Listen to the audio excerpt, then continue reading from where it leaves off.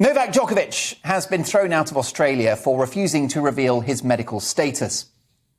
Novak Djokovic, as he has come to be known, is now for some people a twofold hero. Firstly, of course, on the tennis court as one of the most decorated stars in the history of the game. But now, latterly, in a brave battle he didn't have to fight, he's a global standard bearer for bodily autonomy. As we discovered last night, large parts of Australia have effectively become a police state. And down under and across the world, those who have chosen not to be jabbed are treated at best as second-class citizens and at worst as inferior human beings, worthy of scorn and indeed punishment, denied basic public services and even fired from their job. That pint-sized dictator, French President Emmanuel Macron, actually said unvaccinated French people aren't citizens at all. Wow.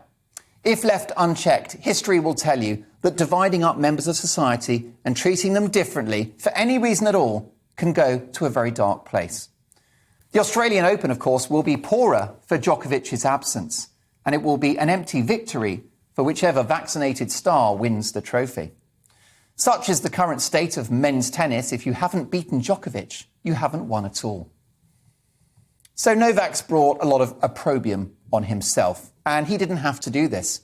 He will lose prize money and sponsorship and won't be able to achieve a record-breaking run of wins at the Australian Open. It will ultimately have implications for his career tally when he retires, which is why, even if you don't agree with him, you can't help but say his actions are admirable. He has willingly and enthusiastically relinquished trophies as a matter of principle. For this tennis star, it's been a Henman Hill to die on. And I think the behaviour of the authorities down under has been a grand sham. How ironic that Australia should be the home of a kangaroo court. Australia, a country I love and admire deeply, are obsessed with their zero-COVID policy.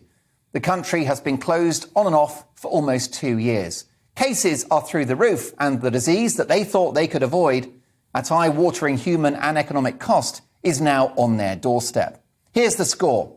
COVID 40, Australian government love. The lesson learnt here is that the vaccine, whilst fantastic at preventing severe illness and death, and if you risk serious illness from COVID, you'd be mad not to have it. But, it's got to be a matter of personal choice.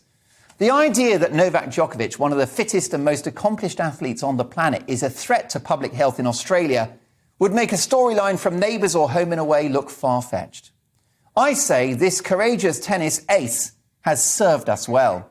He's smashed it, and he's won the argument, game, set and match.